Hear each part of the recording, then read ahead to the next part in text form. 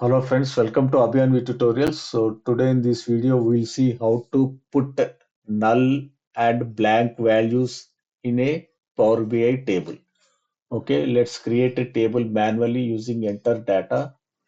So let's say I have some values here A, B, C, D, and I will enter a blank here, then E, F. Okay, and we load this column, right? Then we'll see the characteristics using the transform data in Power Query. Then select this column. Then you see that here empty string is 1, means blank. Okay. So like this you can create a blank. Okay. But how to create a null? For example, if I type null, will it take it as a null? Let's see. Will it take it as a null?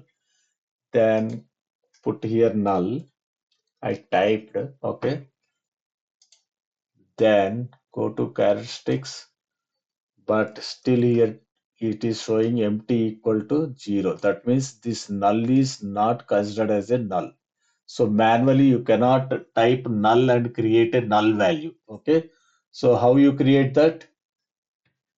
Replace any value with null, then it will be created. Go to transform, replace values. Let's say I have C, then I'll replace with null. Okay. Then null is replaced, C is replaced by null. Let's see the characteristics now. Here empty is 1. That is nothing but this null. Okay, guys. Hope you understand how to create null and blank values manually in the table. If you like this video, subscribe to my channel Abhiyanvi Tutorials for more such amazing Power Query videos. Thanks for watching. Bye bye.